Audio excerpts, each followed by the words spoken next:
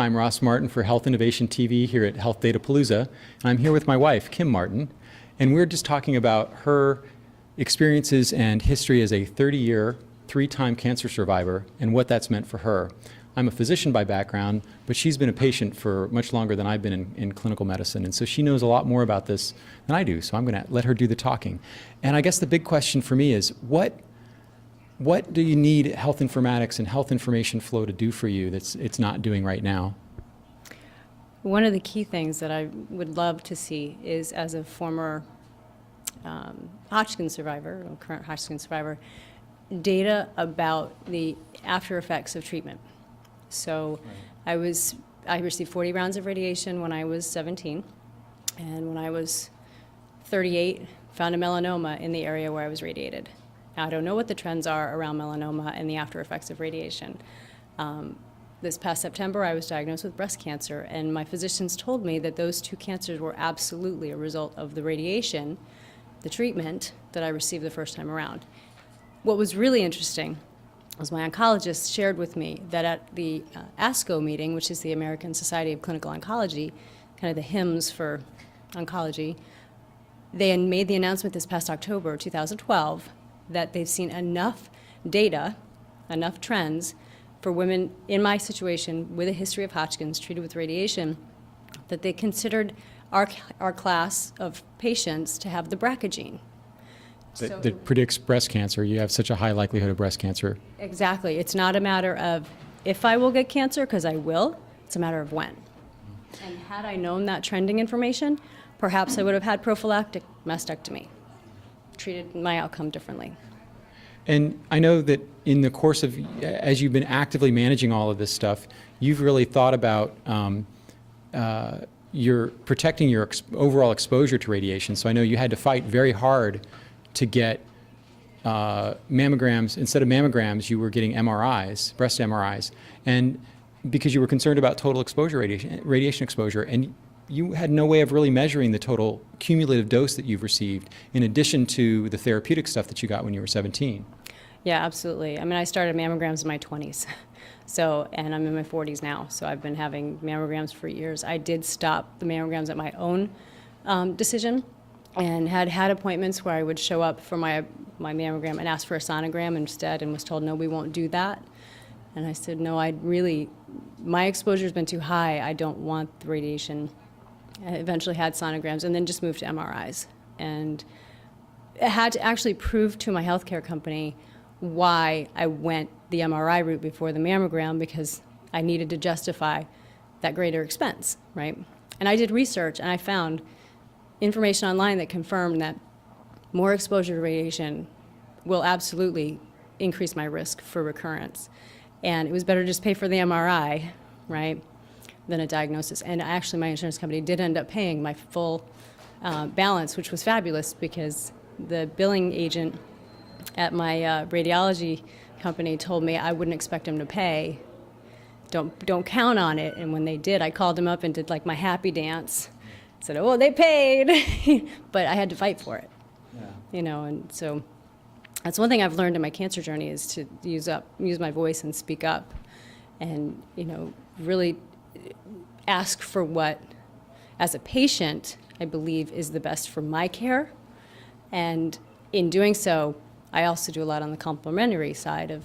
Yeah, I wanted to touch on that a little bit, because I know in your quest for the best care and the way to approach your care, I know that you've made some choices about chemotherapy versus other modalities, and again, along the lines of what data do you need to get to those answers, you've made some decisions based on some data, but not as much data as you would want, and maybe you can talk a little bit about your path down complementary alternative treatments. Well, when I finally realized that diet and lifestyle have a lot to do with your state of disease, when I was in my 30s, I really took food as my first path to health, and realized food is a drug, and it can help and it can harm. And I really got very vigilant about my diet. From there, let me tell you, vigilant. Our whole family Our house is the Whole Foods equivalent of kosher, okay? Just perspective. From there, I morphed into other modalities with herbalism and homeopathic and acupuncture. And, I just believe that given the right support, the body can heal itself. And I have seen it work for our family, and I believe it's working for me as we sit here right now. I was diagnosed in September with breast cancer, stage 2, and after the surgeries and clear margins, I did have some skin invasions, so my oncologist recommended chemotherapy. And I did the research and was ready to do the chemo if that was my only option, which I was kind of disheartened that was my only option. I was introduced to an herbalist who specializes in breast cancer. So I really was so grateful to have an opportunity to try something I believe completely in my heart has the ability to heal. And I have to say, I feel better than before I was diagnosed. And you look marvelous. Thank you. But getting back to the importance of balancing out our body's systems in a natural, gentle way gives the body the chance to heal. And traditional medicine absolutely has a place, and I respect it. And my herbalist actually would have been the first person to tell me if I needed chemo. He is immersed in the clinical world.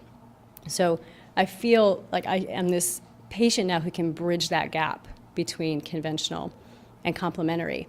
And what was fascinating was after I was introduced to the herbalist, as you know, I asked my oncologist if he would have a conversation with my herbalist on my behalf if there was ever the need. And the need did arise, and my oncologist spoke to my herbalist.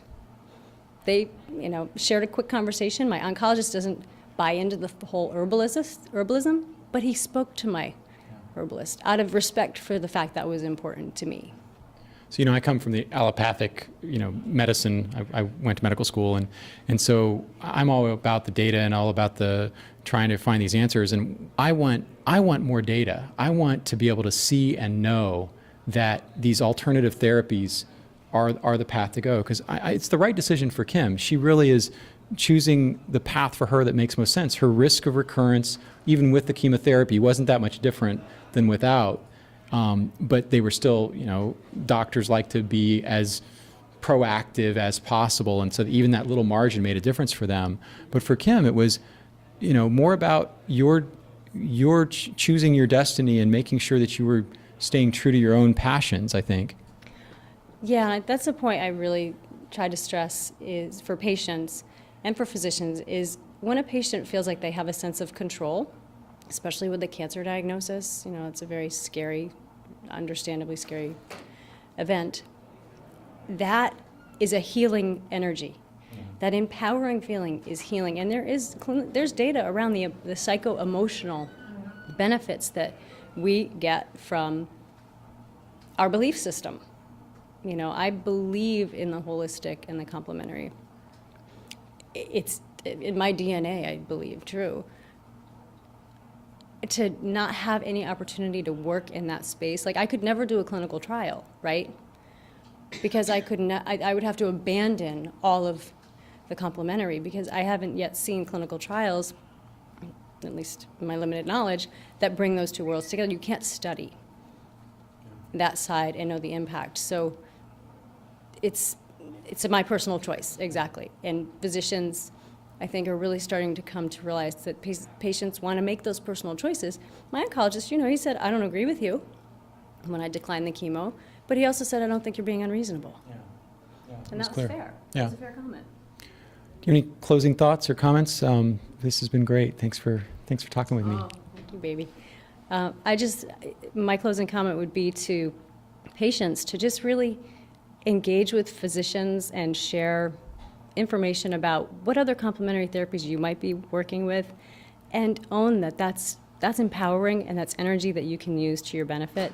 Doctors may not need the data, may not know the data, but that's okay. It's really following your voice and your heart in your own personal care. For Health Innovation TV, this is Ross Martin with the love of my life, Kym Martin. Thank you.